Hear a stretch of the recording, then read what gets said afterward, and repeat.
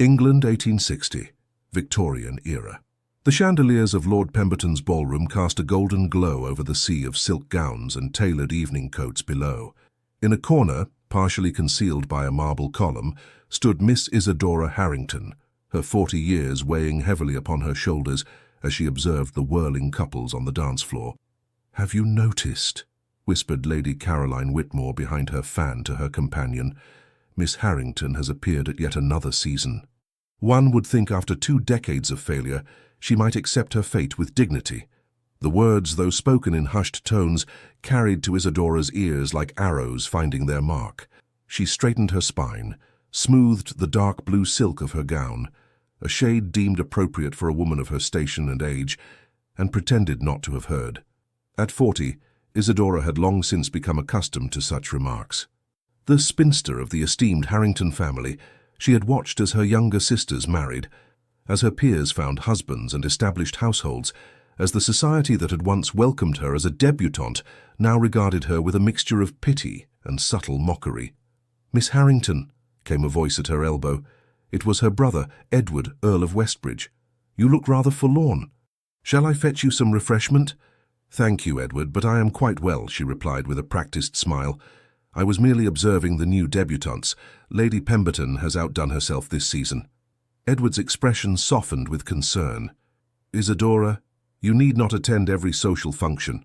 No one would think less of you if I were to retire from society altogether," she finished for him, a rare flash of defiance crossing her usually serene features, "and become the reclusive aunt, appearing only at family christenings and funerals. No, brother, I may not have secured a husband, but I refuse to vanish entirely." Before Edward could respond, a hush fell over the ballroom. Even the orchestra seemed to falter momentarily. "The Duke of Blackhurst," announced the butler at the grand entrance. Richard Vallemont, the 6th Duke of Blackhurst, stood framed in the doorway. Tall and imposing in his immaculate evening attire, his dark hair swept back from a face that poets had compared to classical marble. At 38, he remained the most eligible bachelor in England, his title ancient, his fortune vast, and his estates among the most prosperous in the realm. "He looks particularly unapproachable this evening," murmured Edward. "I wonder what poor debutante will be thrust in his path tonight." Isadora watched as the assembled company parted like the Red Sea before the Duke. Despite his legendary wealth and status, Richard Vallemont was known for his aloofness, his precise manners, and his apparent immunity to the charms of even the most beautiful young ladies of the ton. "He has refused 3 perfect matches this season alone," continued Edward. "Lady Pemberton must be beside herself. Her daughter is among this year's offerings." "Perhaps he finds the parade of innocence tiresome," Isadora replied, surprising herself with the frankness of her observation. Edward raised an eyebrow. "Speaking from experience, sister?" "Speaking as one who has observed 20 seasons from the sidelines," she corrected gently. "There is a certain predictability to it all." As the evening progressed, Isadora maintained her position of dignified observation.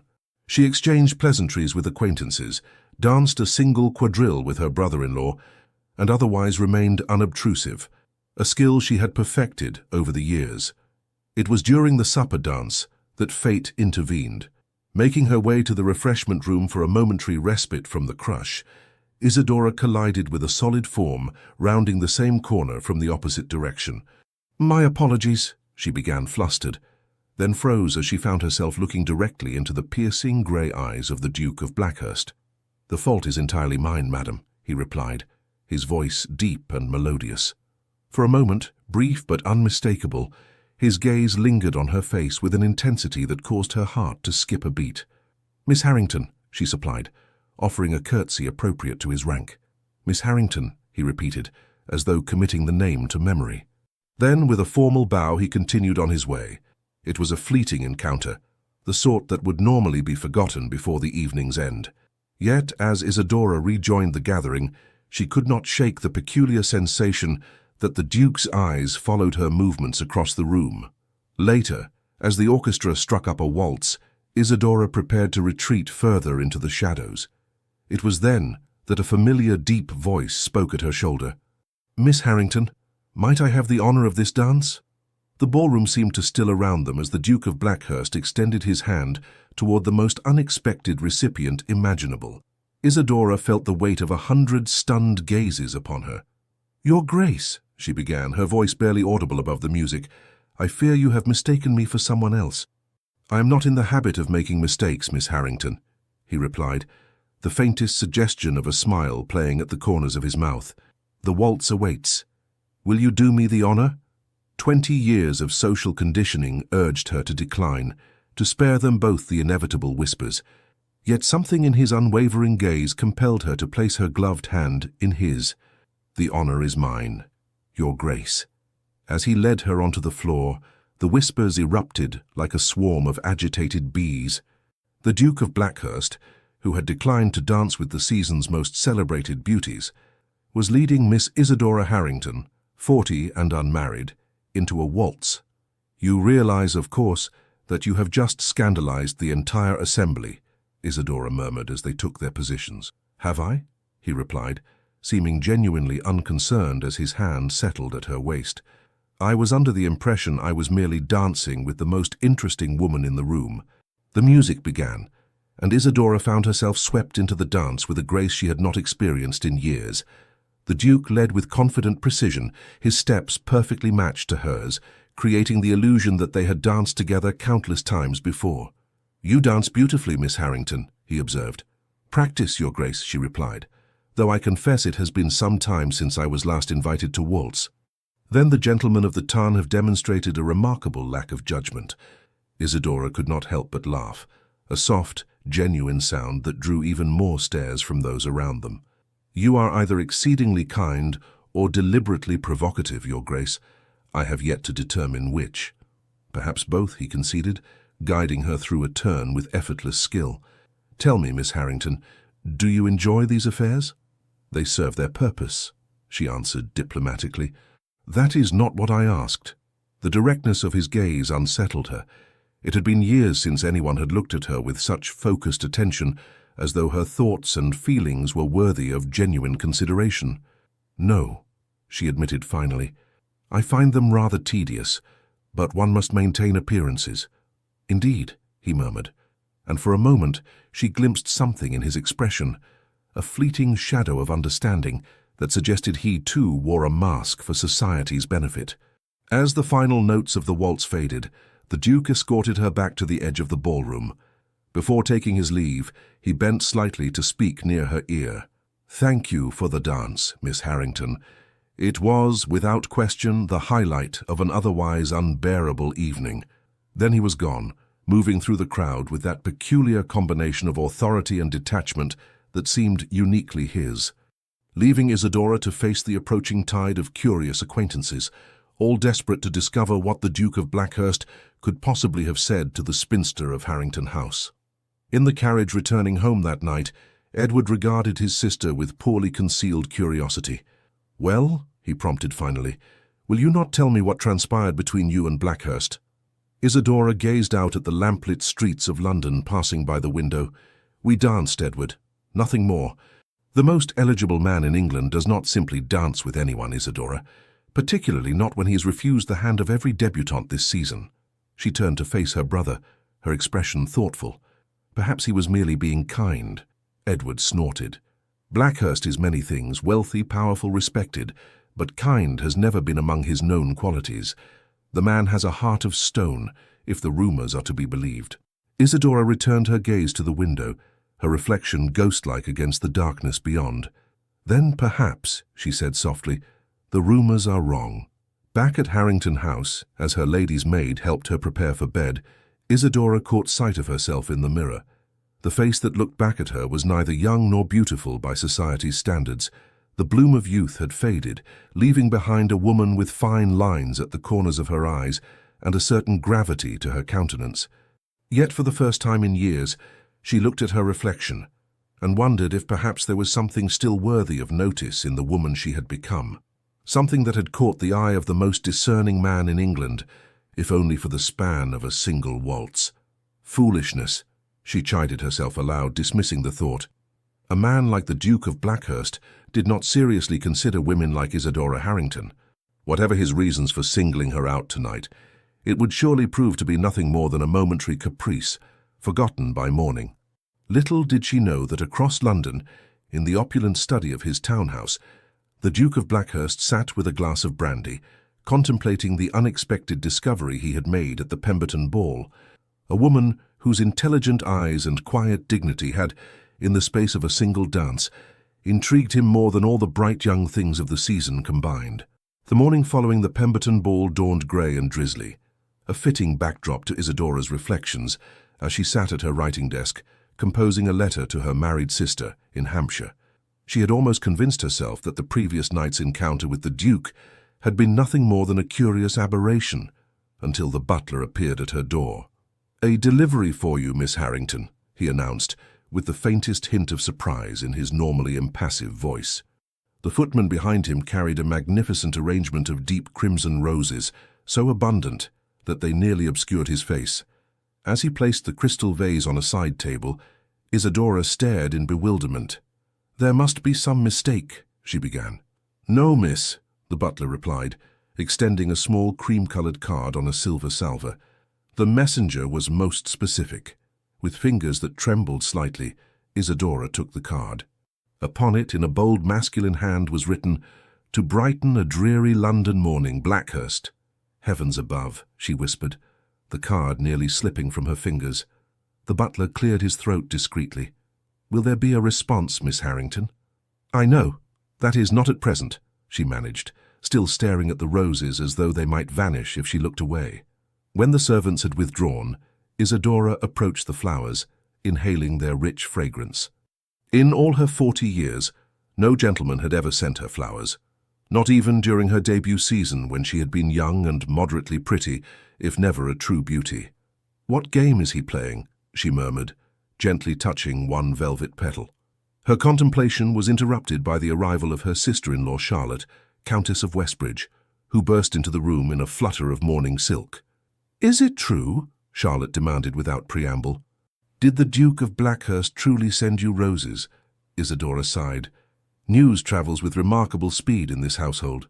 The servants talk, especially when something so unprecedented occurs," Charlotte replied, circling the arrangement with wide eyes. "Isadora, these must have cost a small fortune at this time of year." "I'm sure it's merely a courtesy after our dance," Isadora said, attempting to sound dismissive. Charlotte gave her a shrewd look. "The Duke of Blackhurst does not dance with spinsters, nor does he send them roses as a courtesy. Something very strange is happening." Before Isadora could formulate a response, the butler appeared again. "Lord Westbridge requests Miss Harrington's presence in the study." Downstairs, Edward paced before the fireplace, his expression troubled. He stopped when Isadora entered. "I've just come from my club," he began without preamble. "The entire town is talking about nothing but you and Blackhurst." Isadora sank into a chair. "Surely there are more important matters worthy of discussion." "Not in London during the season," Edward replied grimly. "Particularly not when the most sought-after bachelor in England singled out a—" He stopped abruptly. "A spinster?" Isadora supplied, her voice calm despite the sting. "You need not mince words, Edward. I am well aware of my status." Her brother had the grace to look contrite. "Forgive me. I only meant that it is unusual and people are curious. Blackhurst has rejected countless eligible young ladies. Why should he suddenly show interest in someone so manifestly unsuitable?" Isadora finished for him. "I assure you, I have asked myself the same question." Edward crossed to kneel beside her chair, taking her hand. "Isadora, I worry for you. If Blackhurst is playing some sort of cruel game, then I shall be no worse off than I am now," she replied softly. Her brother studied her face. "You find him intriguing, don't you?" Isadora withdrew her hand. "I found our brief conversation refreshingly direct, nothing more, and now he has sent roses, which is certainly flattering, but hardly indicative of serious intent." "Be careful," Edward warned, rising. "Blackhurst may be the most eligible man in England, but he is not known for his warmth. Some say he ended his last engagement because Lady Eleanor Brinsley once laughed too loudly at dinner." Isadora raised an eyebrow. "Gossip, Edward. I thought better of you." "Not gossip, concern," he corrected. "You have built a life of dignity despite society's cruelties. I would not see you hurt by a man incapable of appreciating your worth." The conversation lingered in Isadora's mind as she prepared for the Harringtons' annual visit to the Royal Academy exhibition that afternoon. It was a family tradition, one of the few social occasions where her status as an unmarried woman attracted little notice, as art appreciation was considered an acceptable pursuit for ladies of all circumstances. She selected a walking dress of deep forest green, a color she favored for its subdued elegance. As her maid arranged her hair, Isadora found herself paying uncharacteristic attention to her appearance, pinching color into her cheeks and selecting her finest lace collar. "Foolishness," she murmured again, though with less conviction than before. At the Royal Academy, the Harrington party moved slowly through the crowded galleries, pausing to admire landscapes and portraits amid the press of fashionable society. Isadora had just separated from her family to examine a particularly fine seascape when a familiar voice spoke beside her. "Turner at his finest, would you not agree, Miss Harrington?" She turned to find the Duke of Blackhurst standing at her elbow, resplendent in a perfectly tailored morning coat that emphasized his broad shoulders and commanding height. "Your Grace," she acknowledged with a small curtsy. "Yes, his understanding of light is unparalleled." "You have an appreciation for art?" he inquired, his grey eyes studying her with that same unsettling intensity she remembered from the ball. "I do," she replied simply, "though I claim no expertise, merely an enthusiast's pleasure." "That is refreshing," he said, offering his arm. "Shall we continue to the next gallery? I find most commentary on art to be tediously affected, but I suspect yours might prove an exception." Aware of the curious glances directed their way, Isadora hesitated before placing her gloved hand lightly on his arm. "You risk further scandal, Your Grace. 2 encounters in as many days will set tongues wagging even more vigorously." "Let them wag," he replied dismissively. "I have endured society's speculation for years. It holds no terror for me." As they moved through the exhibition, Isadora found herself relaxing into their conversation. The Duke, it seemed, possessed a genuine knowledge of art, formed through travel and study rather than mere fashion. More surprising still was his willingness to listen to her observations, responding with thoughtful comments that built upon her ideas rather than dismissing them. "You have traveled to Florence, then?" he asked as they paused before an Italian landscape. "No," she admitted. "My knowledge comes entirely from books and exhibitions. I have never left England." Something like surprise flickered across his features. "Never? With your evident appreciation for art and culture, I would have thought—" "My circumstances have not permitted extensive travel," she explained simply, without self-pity. The Duke's expression shifted subtly. "A grave oversight. The Uffizi Gallery alone would provide you with a lifetime of contemplation." Before she could respond, they were interrupted by the arrival of Lady Pemberton and her daughter, the lovely but vapid Miss Pemberton, whose failed attempts to secure the Duke's attention at her own ball had been the subject of much whispered commentary. "Your Grace," Lady Pemberton exclaimed, her surprise at finding him in Miss Harrington's company poorly concealed. "What an unexpected pleasure. Penelope and I were just admiring the Reynolds portrait." "Lady Pemberton," the Duke acknowledged with a correct but cool bow. "Miss Pemberton, I trust you are enjoying the exhibition?" "Oh, immensely," gushed Miss Pemberton, edging subtly closer to him while pretending Isadora did not exist. "Though I confess, these historical subjects can be so dreary. I much prefer more romantic themes." The Duke's expression remained impassive. "Indeed. Miss Harrington and I were just discussing Turner's revolutionary approach to light and atmosphere. She has made several observations that I found quite illuminating." All eyes turned to Isadora, who felt a flush rising to her cheeks at this unexpected praise. "How interesting," Lady Pemberton replied, her smile tightening. "I had no idea Miss Harrington harbored such academic interests." "Few people take the time to discover what lies beneath the surface," the Duke replied, his tone carrying a subtle edge that was not lost on either woman. An awkward silence followed, broken only when Edward appeared at Isadora's side, his expression a mixture of concern and curiosity. "Isadora, Mother is requesting your company," he said, nodding formally to the assembled group. "Your Grace, Ladies Pemberton." With a graceful curtsy to the Duke and a polite nod to the Pembertons, Isadora allowed herself to be led away. She could feel the weight of the Duke's gaze following her retreat. "That is twice in 2 days," Edward murmured under his breath. And now the roses. People are beginning to talk, Isadora. People always talk, Edward, she replied wearily. Not about you, he countered. Not like this. The remainder of the afternoon passed in a blur of strained conversation and curious glances. By the time the Harrington party returned home, Isadora felt emotionally exhausted from the constant scrutiny. Retreating to her private sitting room, she found another delivery awaiting her.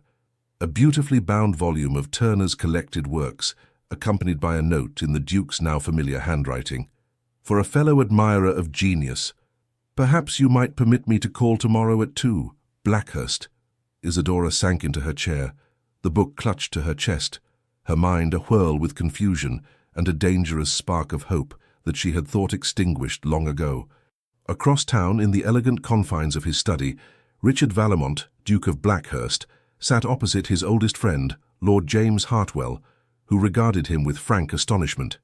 "You cannot be serious, Richard," Hartwell exclaimed. "Miss Harrington, the woman must be nearly 40.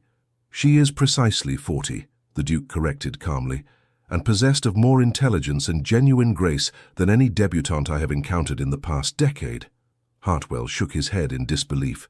"The ton will think you've lost your mind. There are a dozen suitable young ladies from the finest families who would simper and agree with every word I uttered, regardless of whether they understood it," Richard interrupted. "Who would marry me for my title, my fortune, and the prestige of being a duchess without the slightest interest in who I am beneath those trappings?" "And Miss Harrington is different?" Hartwell challenged skeptically. The Duke's expression softened almost imperceptibly. "Entirely different. She speaks her mind, she observes the world with clear eyes, and she expects nothing from me, which, I find, makes me want to offer her everything." Hartwell studied his friend with growing concern. "Richard, if this is some rebellion against society's expectations—" "It is not," the Duke replied firmly. "For the first time in my life, James, I have met a woman whose company I genuinely enjoy, who challenges my thoughts rather than merely reflecting them back to me. Is that so difficult to comprehend? For the Richard Vallemont I have known since Cambridge?" "Yes, frankly it is," Hartwell replied.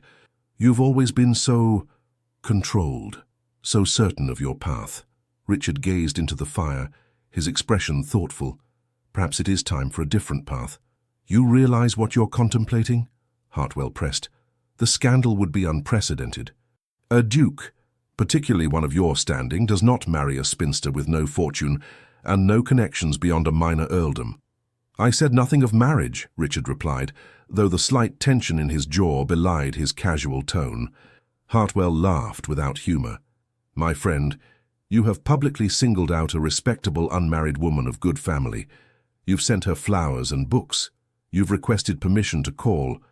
Either you are contemplating marriage, or you are behaving in a manner most would consider dishonorable." The Duke's expression hardened. "You know me better than that." "I do," Hartwell conceded, "which is why your sudden interest in Miss Harrington is so baffling. You have refused the hand of every suitable young lady presented to you for years, citing various trivial flaws. Now you appear captivated by a woman who, by society's reckoning, is thoroughly on the shelf." "Society," Richard said coldly, "can go hang." Hartwell sighed, recognizing the implacable resolve that had made his friend one of the most formidable men in England. "Very well. But tread carefully, Richard. Miss Harrington has undoubtedly endured years of subtle cruelty from the ton. If you pursue her only to withdraw, the consequences for her would be devastating." For a moment, something like uncertainty flickered in the Duke's grey eyes, an expression so rare that Hartwell nearly missed it. Then it was gone, replaced by the cool determination that was the Duke's hallmark. "I have no intention of withdrawing," Richard stated with quiet finality. "Miss Harrington has waited 40 years to be properly seen. I intend to ensure she never feels invisible again." The following afternoon found Isadora seated in the Harrington House drawing-room, her hands clasped tightly in her lap to disguise their trembling. The mantel clock ticked relentlessly toward 2 o'clock, each second bringing her closer to the Duke's promised call. She had spent the morning in a state of uncharacteristic indecision, changing her gown 3 times before settling on a deep burgundy day dress that complemented her auburn hair, now showing threads of silver at the temples, and brought a touch of colour to her pale complexion. "This is madness," she whispered to herself as the clock chimed the hour. "A man like the Duke of Blackhurst does not seriously court a woman like me." Yet even as the words left her lips, the butler appeared at the drawing-room door. "His Grace the Duke of Blackhurst," he announced, his tone suggesting that he too found the situation extraordinary. Richard Vallemont entered the room with the quiet assurance of a man accustomed to commanding attention wherever he went. Dressed impeccably in a charcoal frock coat and dove-grey waistcoat, he seemed to bring a different atmosphere with him, something electric and vital that made the familiar drawing-room suddenly seem more vibrant. "Miss Harrington," he greeted her, bowing over her hand with perfect courtesy. "You are most kind to receive me." "Your Grace," she replied, gesturing to a chair opposite her own. "I confess, your request took me by surprise." "A pleasant one, I hope?" he inquired, taking the offered seat. Isadora hesitated. "A puzzling one," she admitted finally. "You must be aware that your attention has caused quite a stir." A smile, brief but genuine, transformed his austere features. "Good. The ton has grown far too comfortable in its rigid expectations. A little disruption is long overdue." "Is that what I am?" she asked quietly. "A disruption to the established order." The Duke studied her face with that penetrating gaze that seemed to see beneath surfaces. "You are many things, Miss Harrington, but a mere instrument of social rebellion is not one of them." The butler returned with tea, providing Isadora with a momentary reprieve from the intensity of the Duke's attention. As she poured for them both, she was acutely aware of the domestic intimacy of the scene, something she had observed countless times between her married sisters and their husbands, but had never experienced herself. "You enjoyed the book?" the Duke inquired, accepting his cup with a nod of thanks. "Very much," she replied, relaxing slightly at the shift to safer conversational ground. "The color plates are magnificent. Thank you for such a thoughtful gift." "It seemed fitting," he said. "Your observations yesterday revealed a genuine appreciation that deserves cultivation." Isadora sipped her tea, gathering courage for the question that had haunted her since the Pemberton ball. "Your Grace, forgive my directness, but I must ask, why have you singled me out for these attentions?" Richard set down his cup, his expression serious. "Because in a sea of artifice, you stand as a beacon of authenticity. Because when you speak, you say what you mean rather than what you believe I wish to hear. Because your eyes reflect a depth of thought and feeling that I find compelling." The simple honesty of his answer stole Isadora's breath. No man had ever spoken to her with such straightforward admiration, not even in her youth when she had still harbored hopes of marriage. "I am 40 years old, Your Grace," she reminded him, her voice steady despite the tumult of emotions his words had stirred. "I have no fortune, no particular beauty, and no accomplishments beyond those expected of any gentlewoman. Surely there are dozens of young ladies more worthy of your interest." "Worthy," he repeated, an edge entering his voice. "A curious choice of words. Tell me, Miss Harrington, by what measure do you determine a person's worth? By youth, beauty, fortune? These seem remarkably shallow criteria for a woman of your intelligence." Isadora flushed. "You misunderstand me. I meant only that society—" "Society," he interrupted, "has consistently demonstrated a profound inability to recognize true value. I, however, am not so limited in my perceptions." A charged silence fell between them, broken only when the Duke rose and crossed to the window, his tall figure silhouetted against the afternoon light. "Perhaps I should speak plainly," he said, turning back to face her. "I have spent the past 15 years avoiding matrimony, Miss Harrington, because I have never encountered a woman whose company I could envision tolerating for a lifetime. Until now." Isadora stared at him, certain she had misheard. "Your Grace, if this is some kind of jest—" "I do not jest about matters of such importance," he replied, his expression grave. "I am well aware that my attention has placed you in an uncomfortable position. Society whispers. Your family worries, and you yourself must be uncertain of my intentions." He returned to his seat, leaning forward slightly. "Allow me to clarify them.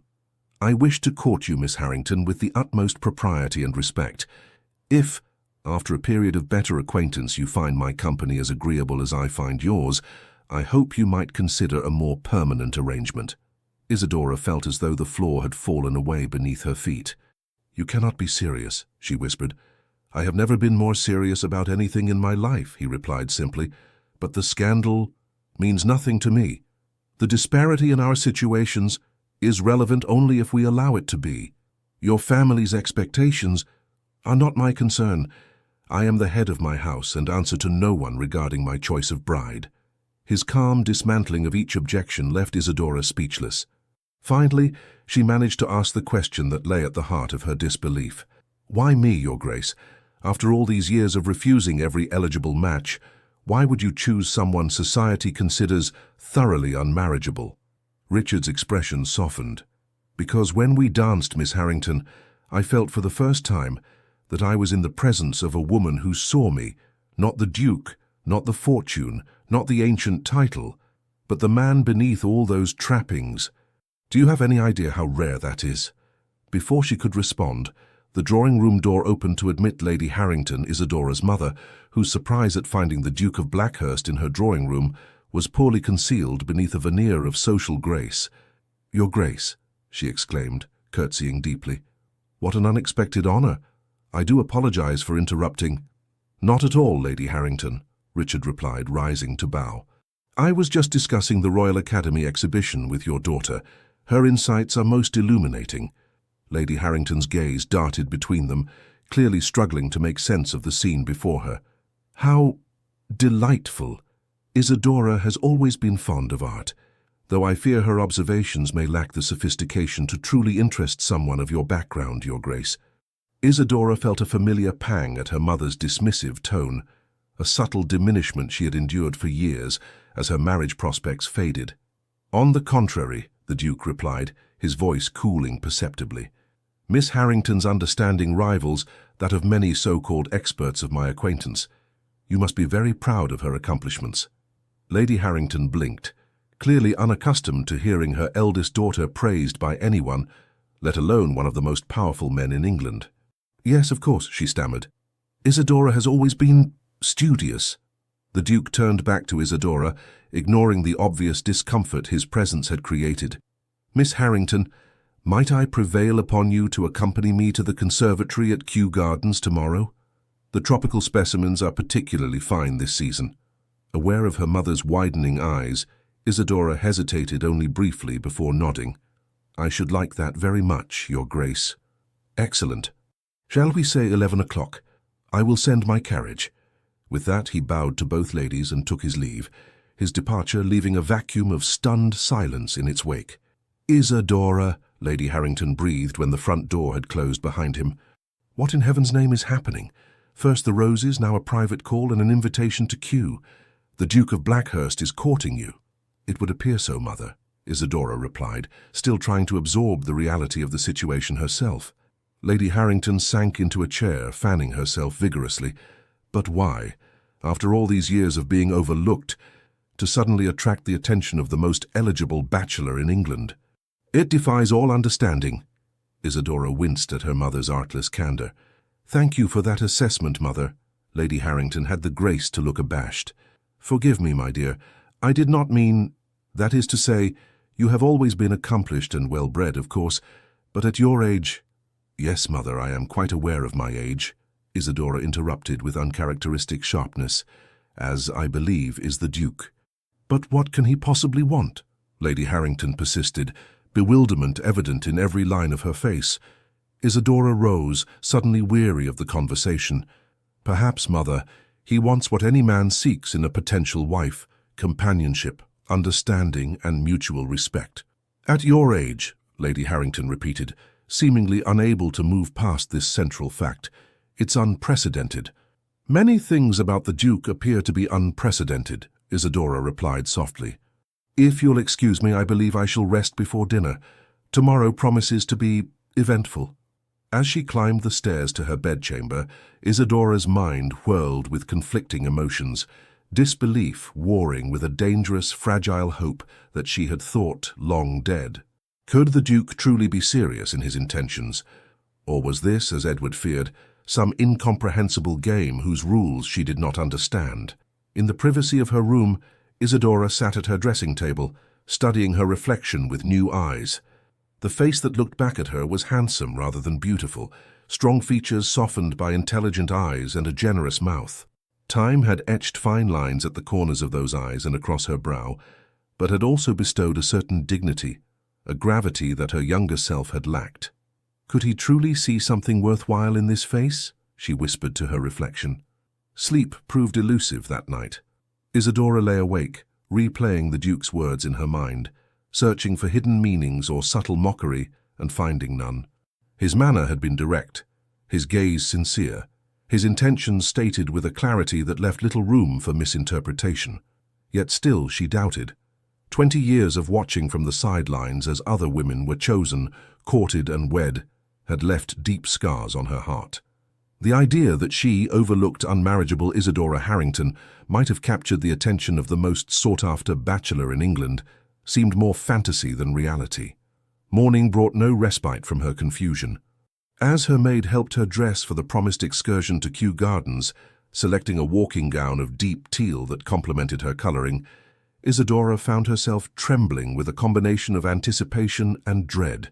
"You look lovely, miss," her maid assured her, arranging a modest hat atop Isidora's carefully styled hair. "Thank you, Bennet," Isidora replied, managing a small smile, "though I fear lovely may be an overstatement at my age."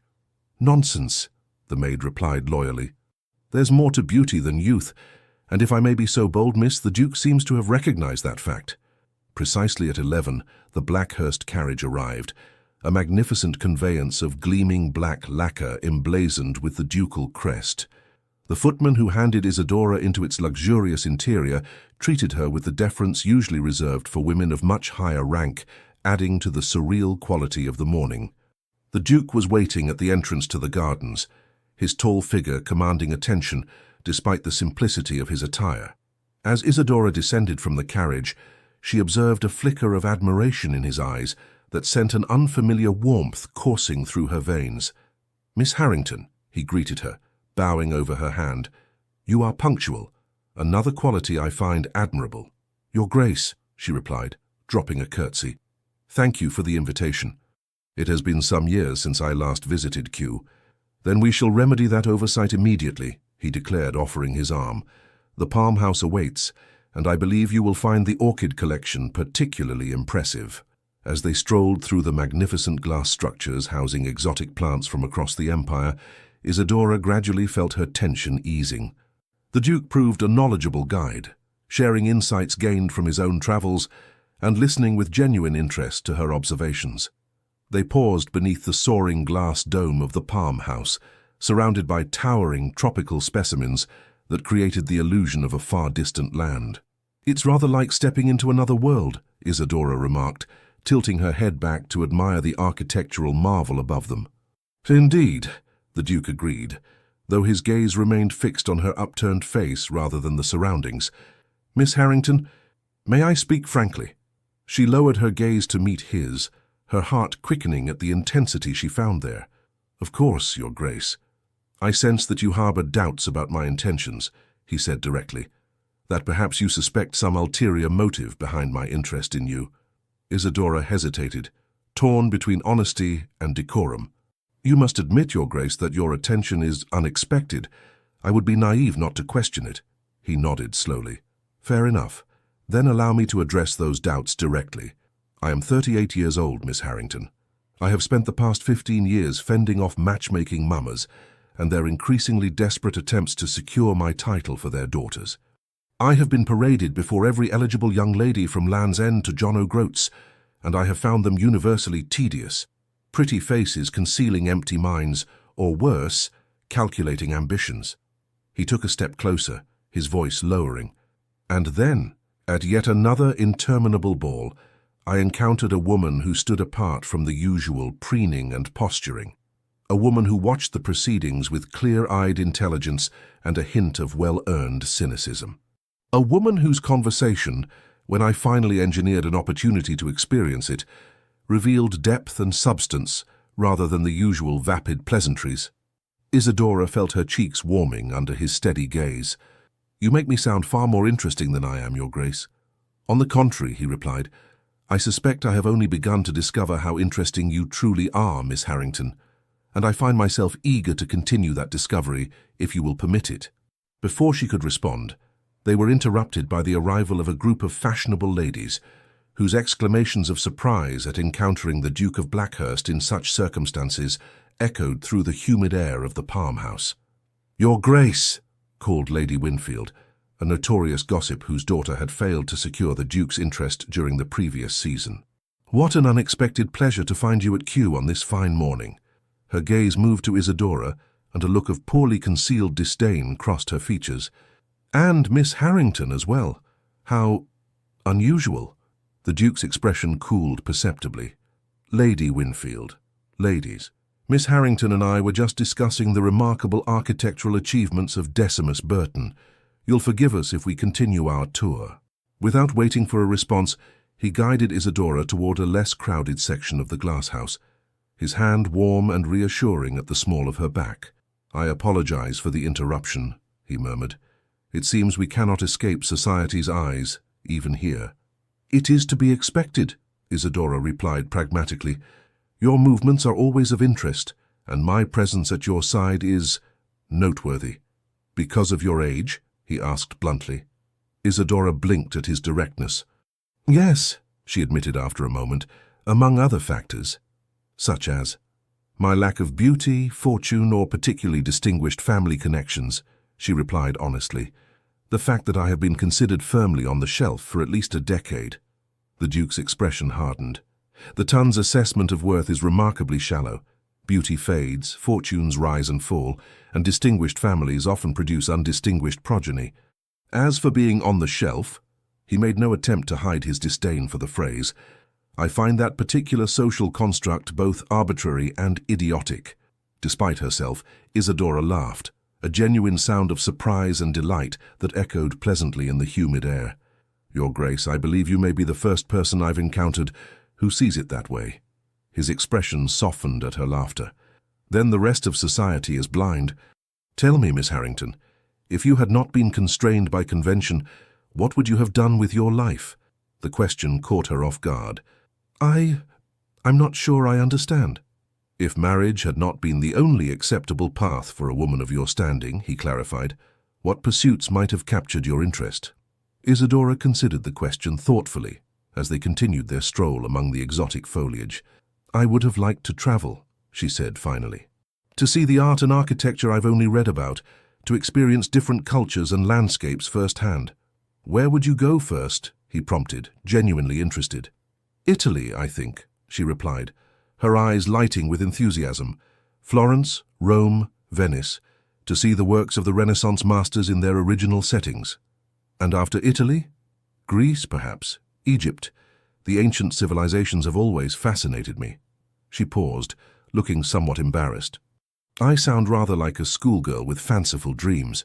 "Not at all," the Duke countered firmly. "You sound like someone with a mind eager for knowledge and experience, qualities I find infinitely more attractive than the vapid accomplishments society prizes in its young ladies." They had reached a secluded corner of the glasshouse, sheltered from curious eyes by a stand of bamboo. The Duke turned to face her, his expression serious. "Miss Harrington, Isadora, if I may, I wish to be entirely clear about my intentions. I am not playing a game. I am not seeking to cause a scandal. I am pursuing you because, in the brief time of our acquaintance, you have engaged my mind and intrigued my heart in ways no other woman has managed in 38 years of existence." He took her gloved hand in his. "I recognize that my attention places you in an uncomfortable position. Society will whisper, your family will worry, and you yourself may doubt the sincerity of my regard. But I ask only that you grant me the opportunity to demonstrate that regard through continued acquaintance." Isadora looked up into his face, the strong, aristocratic features that had launched 1,000 matrimonial campaigns, and saw nothing but earnest intent in his grey eyes. "Your Grace." "Richard," he corrected gently. "When we are not in formal company, I should like to hear my name on your lips." "Richard," she repeated, the intimate address sending a tremor through her voice. "I fear you may be courting disappointment. I am not young, not beautiful in the conventional sense." "You are beautiful to me," he interrupted, his thumb tracing a gentle pattern on the back of her hand. "Your intelligence shines in your eyes. Your dignity lends grace to every movement. Your smile, when you deign to bestow it, transforms your entire countenance." He stepped closer, close enough that she could detect the subtle scent of sandalwood that clung to his clothing.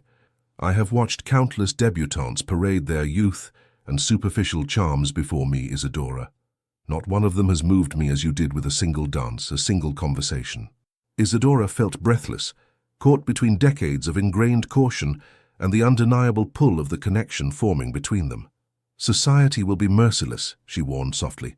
"Society has always been merciless," he countered. "To you for remaining unmarried, to me for refusing to choose a bride to their liking. Perhaps it is time we both stopped allowing its cruelty to dictate our happiness." The moment hung between them, fragile and charged with possibility. Then, with a gentle squeeze of her hand, Richard stepped back, restoring a proper distance between them. "I have overwhelmed you," he observed, reading her expression with uncanny accuracy. "Forgive me. I did not intend to press my case so forcefully on this occasion." "No," Isadora replied, finding her voice. "That is, I appreciate your candor. It is refreshing after so many years of polite fictions." He smiled, a genuine expression that transformed his austere features and sent an unexpected flutter through her chest. "Then perhaps we might continue this conversation over luncheon. I have taken the liberty of arranging a private meal in the director's residence. He is an old friend and has kindly offered the use of his dining room." The remainder of their visit to Kew passed in a pleasant haze for Isadora. The private luncheon proved delightful, with conversation flowing easily between discussions of art, literature, and philosophy. The Duke, Richard, revealed himself to be widely read and thoughtful, with opinions that challenged rather than merely echoed the prevailing wisdom of their class. As he handed her back into his carriage for the return journey to Harrington House, he asked quietly, "Might I call on you again tomorrow?" "Yes," Isadora replied without hesitation, surprising herself with the readiness of her answer. "I should like that very much." His smile, warm and genuine, stayed with her long after she had returned home to face her family's curious questioning about the outing. That evening, Edward cornered her in the library, his expression troubled. "Isadora, what exactly is transpiring between you and Blackhurst? The entire town is talking." "I am not entirely certain myself," she admitted, selecting a volume from the shelf to avoid meeting her brother's concerned gaze. "He has expressed interest in a continued acquaintance." "Interest?" Edward repeated skeptically. "Isadora, the man is courting you, openly and without apology. It is unprecedented." She finally turned to face him. "Do you find it so impossible to believe that someone might genuinely desire my company, Edward?" Her brother had the grace to look abashed. "Of course not. You are intelligent, kind, and possessed of more substance than most women half your age.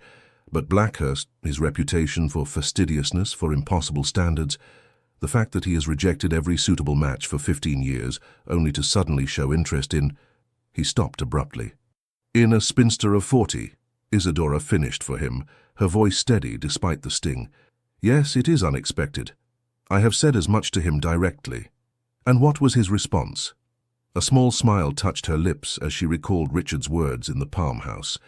He said that society's assessment of worth is remarkably shallow, and that he finds the concept of being on the shelf both arbitrary and idiotic.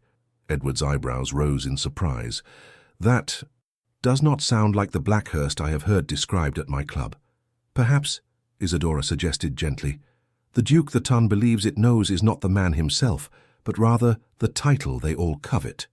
Her brother studied her face intently. "You like him," he observed, sounding faintly astonished. "I find his company stimulating," she acknowledged carefully. "His conversation is intelligent, his opinions thoughtful, and his manner refreshingly direct." Edward ran a hand through his hair, a gesture of frustration he had maintained since boyhood. "Isadora, I only wish to protect you from potential hurt. If Blackhurst is sincere, then I could not be more delighted for you. But if this is some passing fancy on his part, then I shall endure it, as I have endured everything else," she replied with quiet dignity. "But Edward, what if it is not? What if, after all these years, I have encountered someone who sees me, truly sees me, for who I am?" Would you have me reject that possibility out of fear? Her brother's expression softened. No, he admitted finally. No, I would not. But promise me you will proceed with caution. Your heart has been preserved intact for 40 years. I would not see it broken now. I promise, she assured him, though in truth, she feared it might already be too late for caution. The seed of hope that Richard had planted in her heart was already taking root, growing stronger with each encounter, each conversation, each glimpse of the man beneath the ducal title.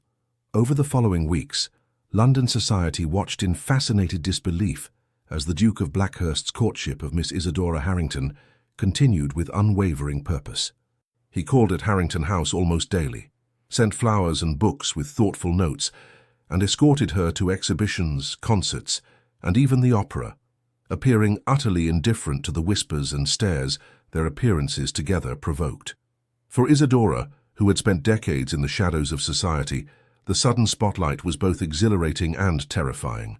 She found herself scrutinized at every turn, her gowns, her hairstyle, her conversation all subject to unprecedented attention and often cruel commentary. I heard Lady Winfield say it must be some sort of wager, Charlotte confided, as she helped Isadora prepare for an evening at the theatre. That Hartwell must have challenged Blackhurst to court the most unlikely woman in London. Isadora's hands stilled in the act of fastening her earrings. And what did you say to that? I told her that if the Duke had made such a wager, he would have chosen someone truly objectionable, perhaps Lady Winfield herself, Charlotte replied with uncharacteristic sharpness. Honestly, Isadora, the jealousy is palpable. Half the mothers in London have spent years throwing their daughters at Blackhurst without success, and now he has chosen you. It's driving them to distraction. Chosen is perhaps too strong a word, Isadora cautioned, though her heart warmed at her sister-in-law's defense. He enjoys my company, that is all. Charlotte snorted delicately. A man like the Duke of Blackhurst does not escort a woman to the opera merely because he enjoys her company. He is courting you, Isadora. The only question is when he will make his intentions official. Isadora turned from the mirror, her expression troubled. Charlotte, do you not find it strange that after all these years of being virtually invisible to society, I should suddenly attract the attention of the most eligible man in England? Her sister-in-law studied her thoughtfully. What I find strange is that it took someone of Blackhurst's perception to recognize your worth when it has been evident to your family all along. The simple sincerity of the statement brought unexpected tears to Isadora's eyes. Thank you, she whispered. That evening at the Royal Theatre, seated in the Duke's private box, Isadora was acutely aware of the opera glasses directed their way from all quarters of the house. The production was Verdi's La Traviata, but she suspected that for most of the audience, the real drama was unfolding in their box, where the Duke of Blackhurst sat in close proximity to a woman 20 years past her debut. You seem distracted, Richard observed during the interval, his voice low enough that only she could hear. I am sorry, she apologized. It is difficult to focus when one is the subject of such avid observation.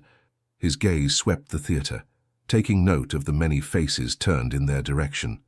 Would you prefer to leave and give them even more to gossip about? She replied with a small smile. No, I shall endure. Richard's expression darkened. You should not have to endure an evening at the opera, Isadora, not because of society's petty malice. She placed a gloved hand briefly on his arm, a gesture of intimacy that would not have gone unnoticed by their observers. I am not as fragile as I appear, Richard. I have weathered the Tun's indifference for 20 years. I can certainly weather its attention now. His expression softened as he looked down at her hand on his arm. Your resilience is yet another quality I admire, he said quietly, though I find myself increasingly incensed by the slights you have endured all these years. Before she could respond, they were interrupted by the arrival of visitors to their box, Lord and Lady Cavanaugh, whose daughter had been among the most recent debutantes to fail to secure the Duke's interest. Your Grace, Lord Cavanaugh greeted, bowing stiffly. Miss Harrington, what a surprise to see you at the opera. Is it, Lord Cavanaugh? Richard replied coolly. Miss Harrington is a great appreciator of music, unlike many who attend merely to be seen.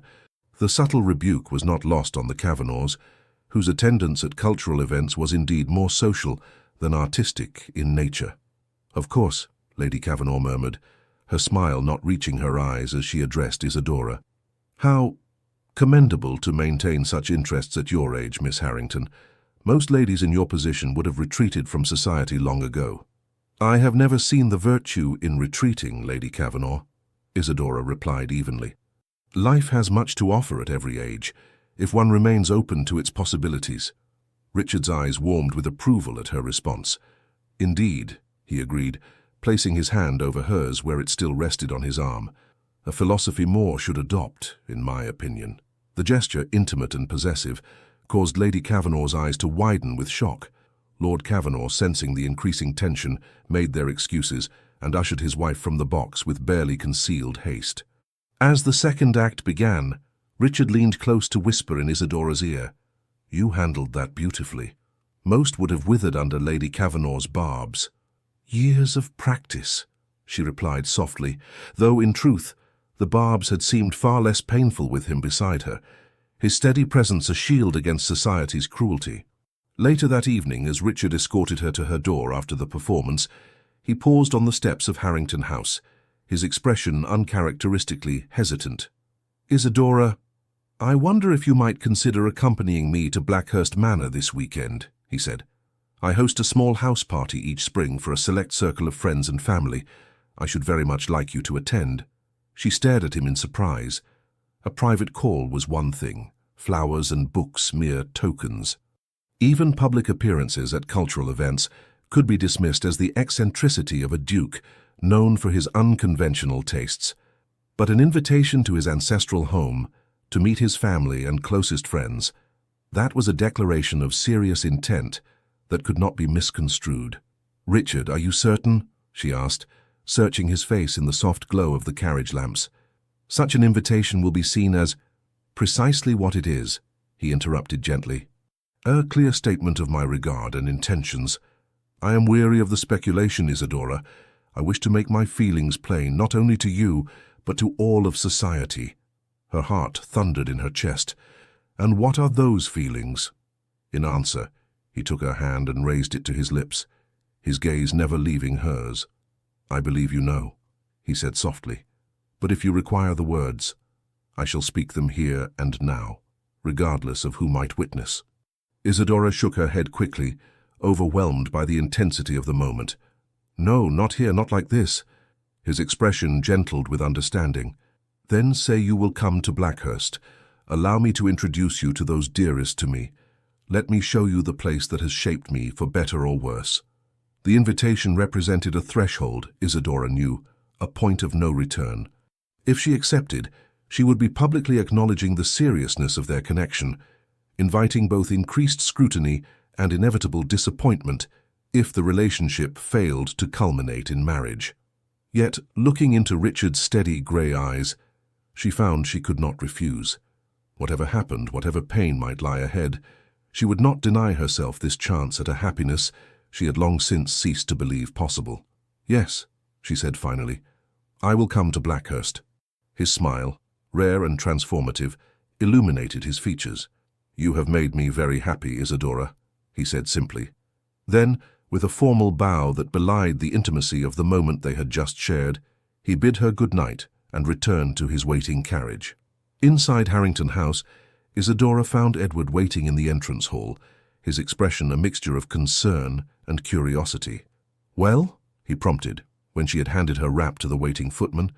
"What did Blackhurst have to say for himself tonight?" "He has invited me to Blackhurst Manor for his spring house party," she replied, still somewhat dazed by the invitation and its implications.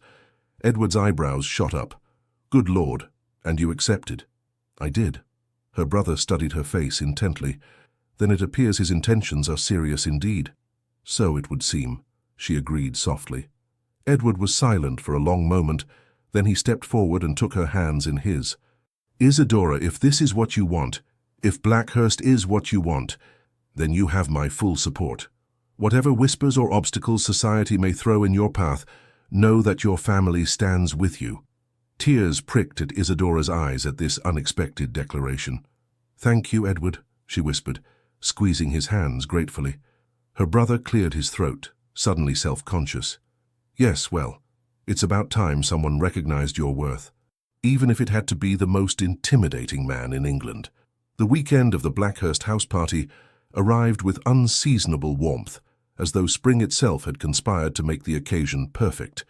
Isadora travelled to Kent in Richard's personal carriage, accompanied by Charlotte as propriety demanded, though Edward would join them the following day. As the carriage crested a hill, Blackhurst Manor came into view, a magnificent Palladian mansion set amid rolling parkland, its limestone facade gleaming golden in the afternoon sun. "Heavens," Charlotte breathed, leaning forward for a better view. "It's even grander than they say." Isadora could only nod, momentarily overwhelmed by the reality of what she was doing, approaching the ancestral seat of one of England's oldest dukedoms as a potential duchess rather than a mere visitor. The very thought seemed absurd, yet here she was, responding to an invitation that could have only one meaning. As the carriage rolled to a stop before the imposing entrance, Richard himself emerged to greet them, descending the wide stone steps with an eager stride that belied his usual reserve. "Isadora," he said warmly, helping her from the carriage with gentle hands. "Welcome to Blackhurst." For a moment, they stood gazing at each other, oblivious to the servants arrayed on the steps or Charlotte being handed down behind them. Then, recollecting himself, Richard turned to greet Charlotte with correct, if cooler, courtesy before escorting them both into the entrance hall. The interior of Blackhurst Manor was every bit as impressive as its exterior, soaring ceilings, marble floors, and walls hung with ancestral portraits and priceless works of art. Yet despite its grandeur, there was a warmth to the house that Isadora had not expected, a sense that it was a home rather than merely a showpiece of aristocratic wealth. "I've had rooms prepared for you in the East Wing," Richard informed them, as footmen moved forward to collect their luggage. "The views of the rose garden are particularly fine at this time of year. I thought you might appreciate them, Isadora." The personal consideration touched her deeply. "Thank you, Richard." That was most thoughtful. His expression softened at her use of his given name, still a novelty that seemed to please him each time she employed it. "I shall leave you to rest and refresh yourselves before dinner. The other guests will be arriving throughout the afternoon." As a maid led them to their rooms, Charlotte leaned close to whisper, "Did you see how he looked at you, Isadora? If the man is not in love, I shall eat my best bonnet." Isadora shushed her, though her heart leapt at the observation. Could it be true? Could the Duke of Blackhurst, Richard, truly love her? The possibility seemed too extraordinary to credit, yet the evidence was increasingly difficult to dismiss. After resting briefly, Isadora began to prepare for dinner with Charlotte's help, selecting a gown of deep amethyst silk that highlighted her auburn hair and brought warmth to her complexion. "You look lovely," Charlotte declared as she fastened the last button. "Truly, Isadora, I have never seen you look better." Studying her reflection, Isadora had to admit there was a difference in her appearance, not in her features, which remained as they had been, but in her expression, her bearing. There was a light in her eyes that had been absent for years, a confidence in her posture that spoke of renewed hope. As they descended to the drawing-room where pre-dinner drinks were being served, Isadora was acutely conscious of the scrutiny she would face from Richard's inner circle. These were not the general society whose opinion she had learned to disregard, but people whose judgment mattered to the man who had, against all odds, come to matter deeply to her. Richard came forward immediately to greet them, looking resplendent in evening attire that emphasized his commanding height and athletic build. "Isadora, Charlotte," he said warmly, "allow me to introduce you to my guests." The group assembled in the drawing-room was smaller and less intimidating than Isadora had feared. Just 8 people, including Lord James Hartwell, whom she recognized as Richard's oldest friend from Cambridge days, Richard's younger sister, Lady Eleanor Vallemont, a striking woman in her early 30s, his cousin, Lord Henry Vallemont and his wife, and 2 other couples who appeared to be long-standing family friends. To Isadora's surprise and relief, the reception she received was uniformly cordial, with Richard's sister in particular going out of her way to make her feel welcome. "My brother has spoken of little else but you for weeks," Lady Eleanor confided as they took seats together before dinner. "I was beginning to think you must be some sort of paragon." Isadora laughed softly. "I assure you, I am nothing of the sort. Your brother's regard is flattering, but perhaps exaggerated." Lady Eleanor studied her with shrewd blue eyes. The same shade as Richard's, Isadora noted. I think not, she said finally. Richard does not exaggerate, nor does he act on impulse or emotion. If he has singled you out, Miss Harrington, it is because he sees qualities in you that are genuinely exceptional. Before Isadora could respond to this remarkable statement, dinner was announced, and Richard appeared at her elbow to escort her into the dining room. My sister has not overwhelmed you, I hope, he murmured as they processed down the corridor. Eleanor can be rather direct. Not at all, Isadora assured him. It's refreshing, actually. Directness seems to be a family trait. He smiled down at her, his eyes warm. One you share, if I recall our early conversations correctly. The dinner that followed was unlike any social experience Isadora had ever known.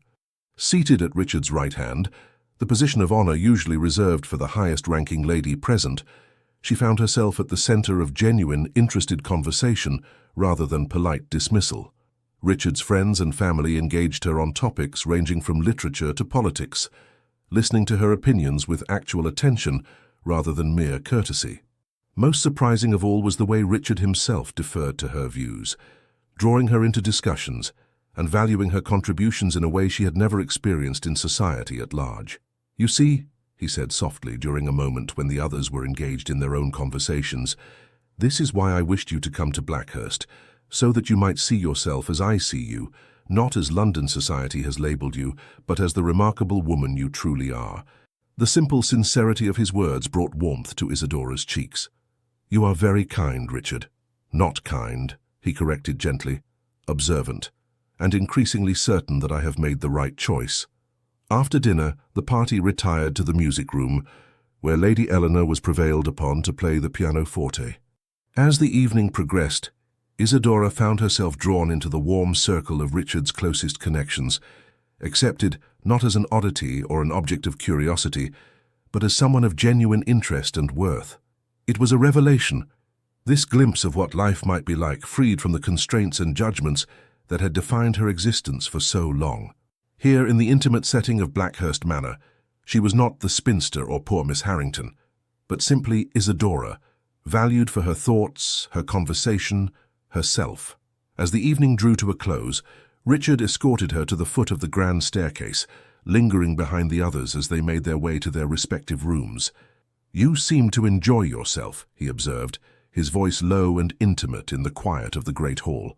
Very much, she admitted. Your friends and family are most welcoming. They see what I see, he replied simply. Then, glancing around to ensure they were momentarily unobserved, he reached for her hand, raising it not to his lips as propriety dictated, but pressing it gently against his heart. Sleep well, Isadora. Tomorrow I should like to show you the grounds, if the weather permits.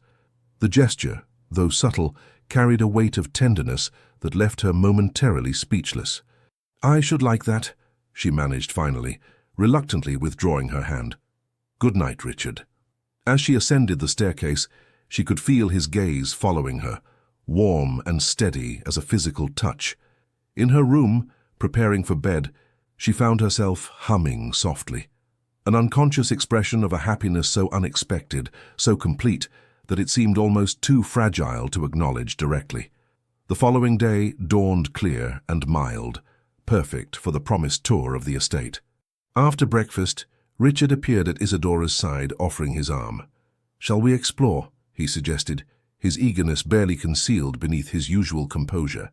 They set out across the immaculate lawns, Richard pointing out features of the landscape with evident pride and knowledge. It soon became clear to Isadora that Blackhurst was not merely a symbol of his rank and wealth, but a living entity to which he was deeply connected. My father saw the estate primarily as a source of revenue, he explained, as they paused at the edge of a small lake, watching swans glide across the still surface. But for me, it has always been more than that. These lands, these people, they are a responsibility, yes, but also a privilege, to be part of something that stretches back centuries and will continue long after I am gone. You speak of it with such passion, Isadora observed, watching his face as he gazed across his domain.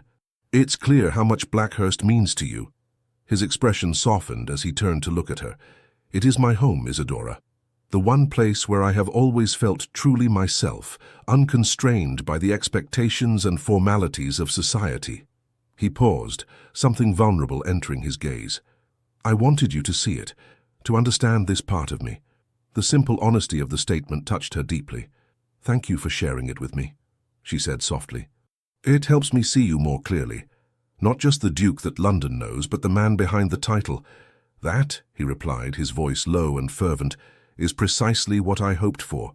So few people look beyond the dukedom to see the man. You have done so from the beginning, Isadora.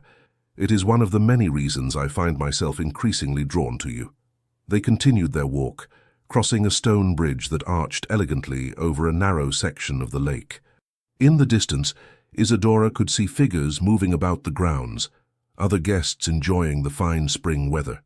Richard, she began carefully, I must ask you something that has been troubling me.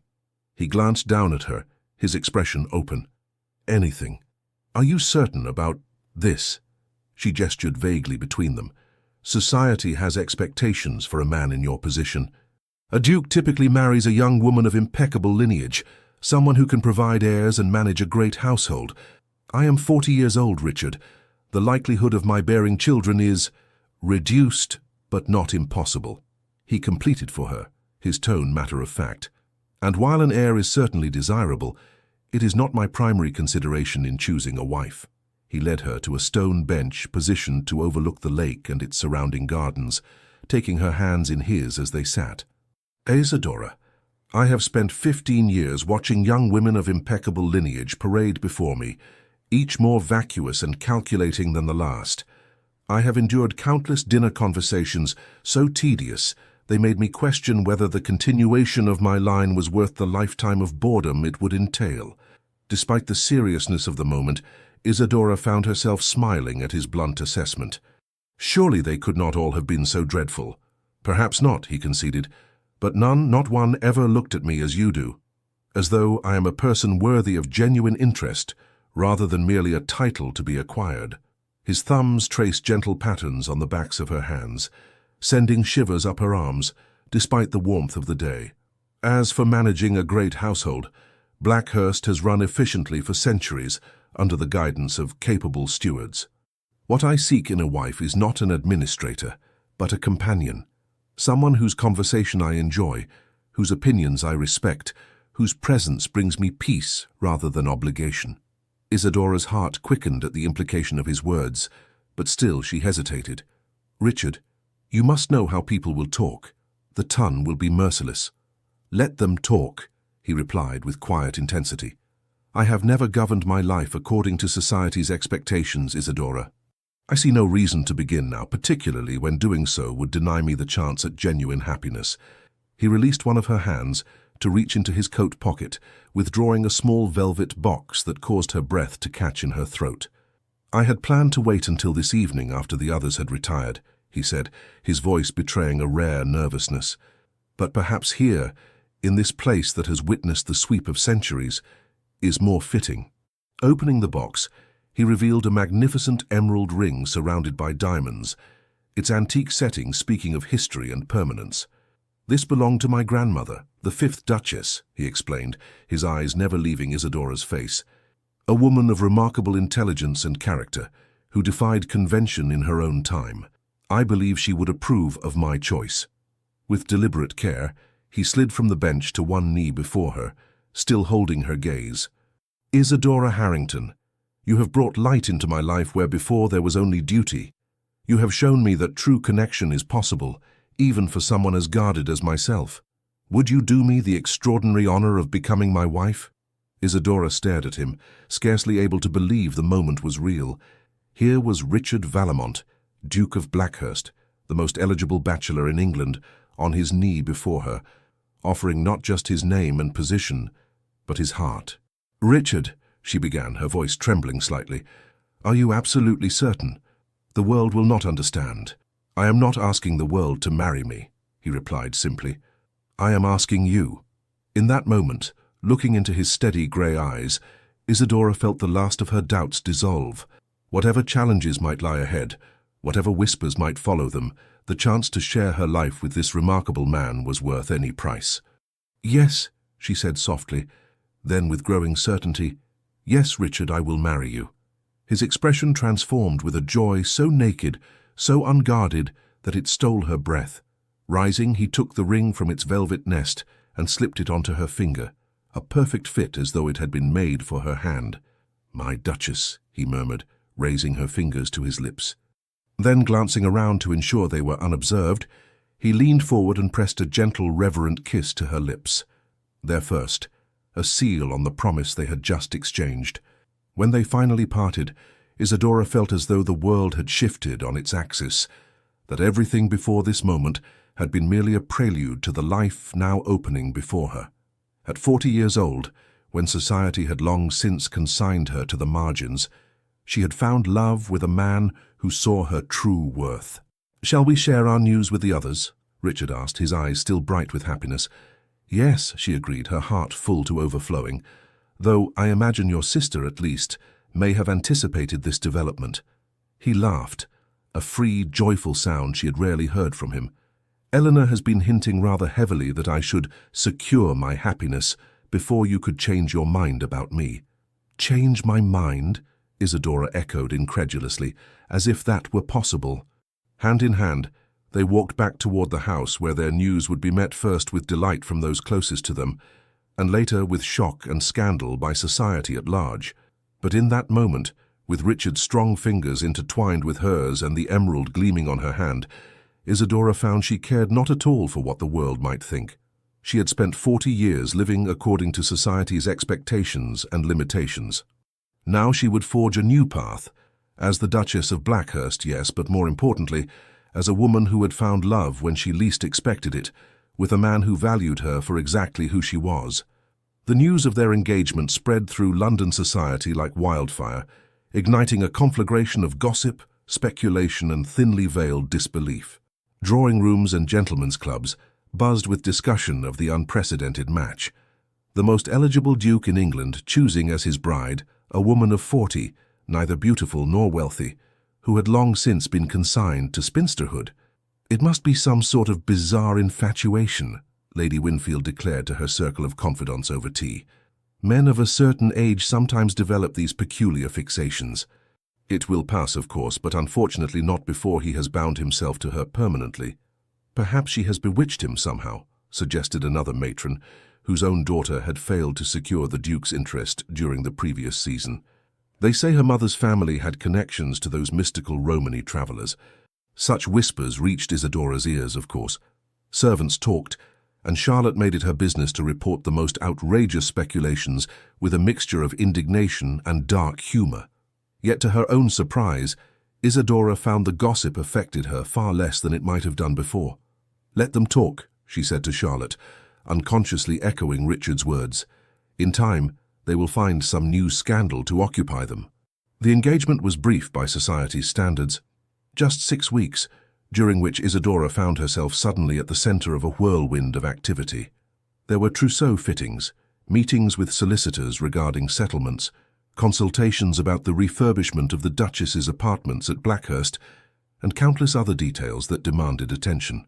Through it all, Richard remained a steady presence, attentive, supportive, and increasingly demonstrative of his affection, particularly when they managed to steal moments alone. Isadora discovered in herself a capacity for happiness she had thought long extinguished, a youthful joy that belied her 40 years. "You look younger every day," Edward remarked one evening, as they sat together in the library at Harrington House. "I would never have believed it possible, but impending marriage appears to agree with you, sister." Isadora smiled, touching the emerald ring that now adorned her finger. "Happiness agrees with me, Edward. Something I had nearly forgotten was possible." Her brother's expression softened. "You deserve it, Isadora. No one deserves it more." The wedding itself was held at St. George's, Hanover Square, a concession to Richard's position rather than Isadora's preference for a quieter ceremony. The church was filled to capacity, though Isadora knew many had come not to celebrate their union, but to witness what society considered a peculiar spectacle. Yet as she walked down the aisle on Edward's arm, her gaze fixed on Richard waiting at the altar, she found she cared not at all for the whispers that followed her progress. What mattered was the man before her, tall and commanding in his formal attire, his usually austere features transformed by an expression of such naked adoration that it caused murmurs to ripple through the congregation. Their vows were exchanged with clear, steady voices, a promise not just of fidelity and support, but of a partnership based on mutual respect and genuine affection. When Richard slipped the heavy gold band onto her finger to join the emerald engagement ring, his hands were gentle, his touch lingering longer than strictly necessary. "I now pronounce you man and wife," declared the bishop, and with those words, Isadora Harrington became Her Grace the Duchess of Blackhurst, a transformation so complete and yet so unexpected that she felt momentarily dizzy with the reality of it.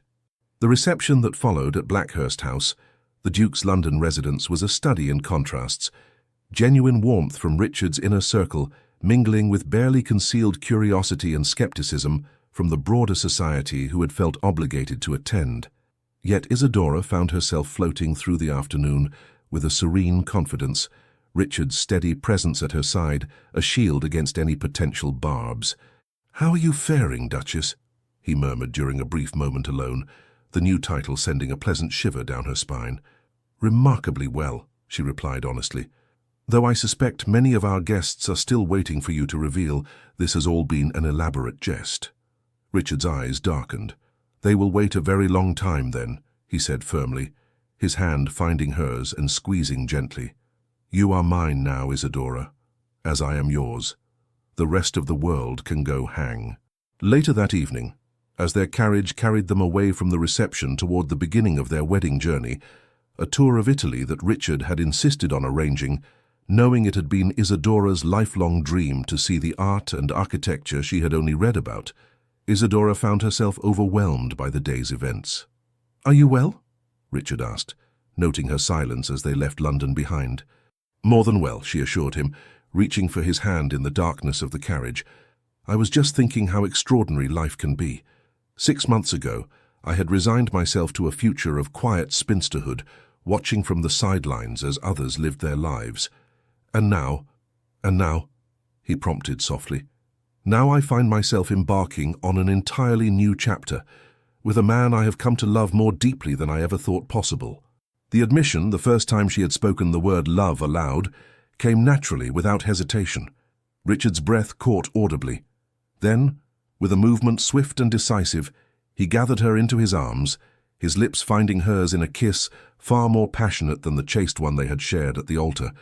When they finally parted, both breathless, he rested his forehead against hers. "I have loved you, Isadora, since that first waltz," he confessed, his voice rough with emotion. "Though I scarcely recognized the feeling at the time. It has been so long since I allowed myself to want anything beyond duty and responsibility." Isadora raised a hand to cup his cheek, marveling at the freedom to touch him, to express the tenderness that had grown between them. "And now," he said, drawing her closer still, "I find myself wanting everything with you. A life, a family if fate permits it, a partnership in every sense of the word." "Even if society never quite accepts us?" she asked, giving voice to the one doubt that still lingered. Richard's laugh was low and unconcerned. "Society will adjust, as it always does. In time, our match will become merely another footnote in the annals of the Ton's history. But what we build together, Isadora, that will be our legacy, far more significant than any gossip or scandal." As the carriage rolled through the darkening countryside toward Dover, where a ship awaited to carry them to the continent, and the beginning of their shared adventures, Isadora rested her head against her husband's shoulder, marveling at the journey that had brought her here. At 40 years old, when the world had deemed her past all possibility of romance or new beginnings, she had found not just love, but a partner who valued her for exactly who she was, not despite her age and experience, but because of the wisdom and character they had helped shape.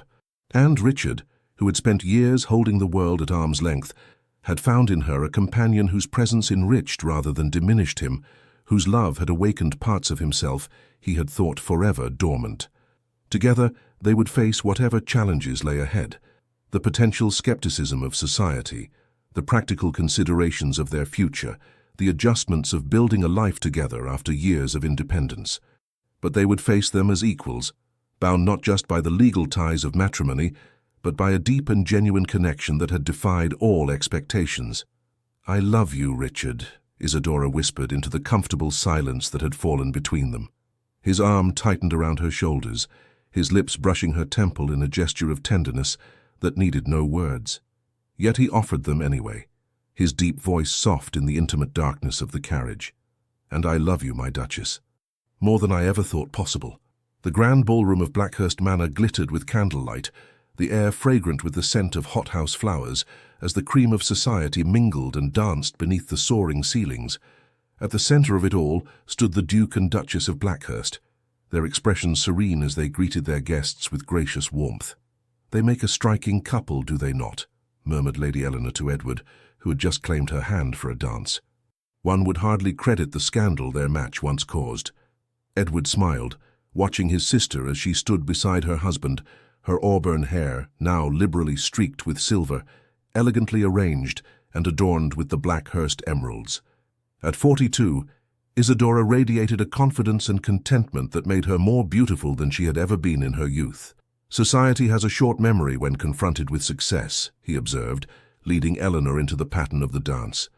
"And by any measure, their marriage has been a remarkable success."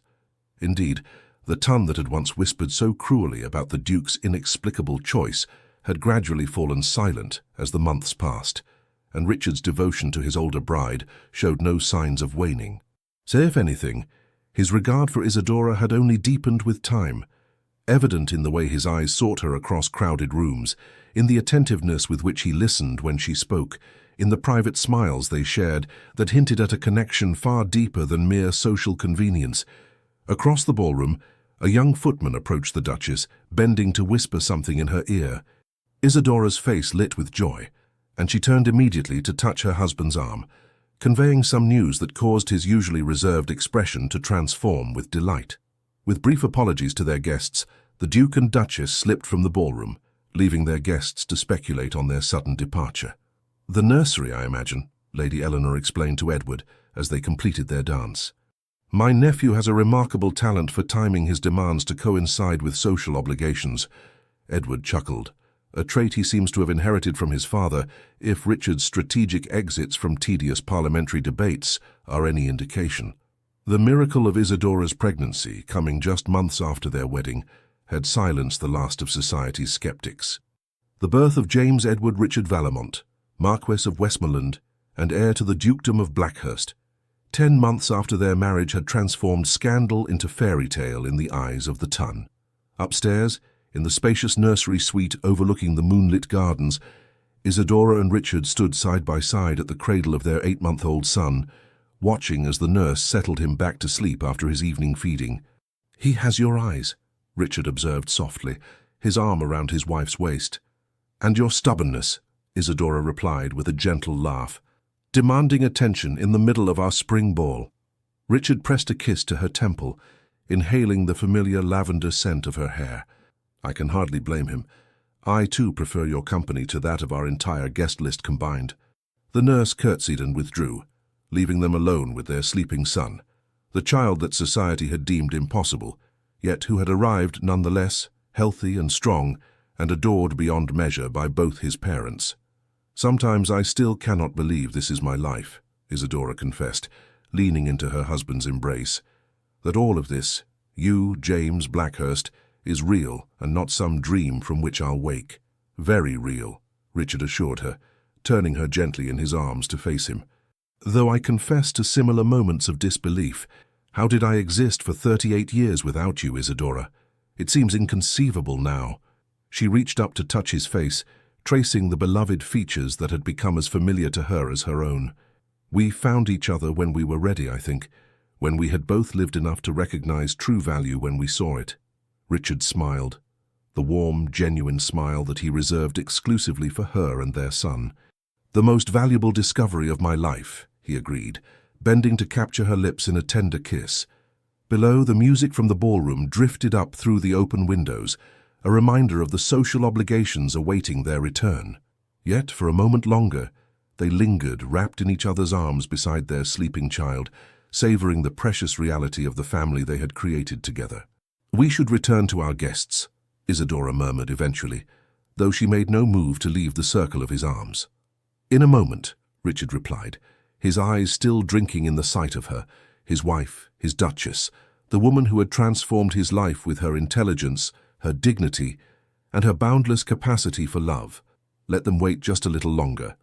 And so they remained, the Duke and his unexpected Duchess, their extraordinary love story having silenced the whispers and defied the conventions of their world. Together, they had rewritten the rules of what was possible, proving that true connection could flourish at any age, that value lay not in youth or beauty, but in the depth and quality of one's character, and that love, when genuine, could overcome even the most entrenched societal expectations. In the cradle beside them, young James stirred briefly, his small hand reaching out in sleep. Isadora gently tucked the blanket around him, her heart so full of love for her family that it seemed impossible to contain. "Happy?" Richard asked softly, watching her face in the gentle lamplight. "Beyond anything I ever imagined possible," she replied with simple truth. Hand in hand they slipped from the nursery and made their way back toward the glittering ballroom below, where society awaited the return of the Duke and Duchess, whose unlikely love story had become the toast of London. No longer a scandal, but an inspiration. For in finding each other, Isadora and Richard had discovered not just personal happiness, but a truth too powerful to be denied, that love, true and genuine, recognized no boundaries of age or convention, and that it was never, ever too late to begin again. Dear listener, life, like the story of Isadora and Richard, rarely follows the path we expect. In a world that often celebrates youth above all else, it's easy to believe that our chances for love, for new beginnings, for joy diminish with each passing year. But Isadora's journey reminds us of a profound truth. It is never too late to find happiness. At 40, society had written Isadora's story for her, a tale of spinsterhood and quiet resignation. Yet her most beautiful chapter was just beginning. This wasn't despite her age, but because of it. The wisdom she had gathered, the self-knowledge she had cultivated, the dignity she had maintained through years of subtle dismissal, these were precisely the qualities that made her truly remarkable to someone who could see beyond society's narrow definitions of worth. Perhaps you too have felt invisible at times. Perhaps you've heard whispers that your moment has passed, that opportunities for love, adventure, or fulfillment belong to the young. But remember this, the most authentic connections often come when we have lived enough to know ourselves truly, when we have weathered disappointments and emerged with our kindness intact. Your life experience isn't a liability, it's your greatest strength. The patience you've developed, the perspective you've gained, the resilience you've built, these are treasures beyond price. Like Richard, the right people will recognize and cherish these qualities in you. Tonight, as you prepare for sleep, know that your story continues to unfold in beautiful and unexpected ways. Rest well, knowing that the most meaningful chapters of your story may still lie ahead. You are seen, you are valued, and you are worthy of every happiness, at every age. With deepest appreciation for sharing this journey with us, Legends of the Fall team. Thank you so much for staying with us until the end. We hope Isadora and Richard's story reminded you that love has no age, and that being seen for who you truly are is the most romantic thing of all. If this story touched your soul, please subscribe, like, comment, and share it with your loved ones. Your support motivates us to keep telling more stories full of love, redemption, and emotional twists. At the end of this video, you'll see a suggestion for another powerful story from our channel. Click it and let yourself be surprised by even more unforgettable emotions. With love, the Legends of the Fall team.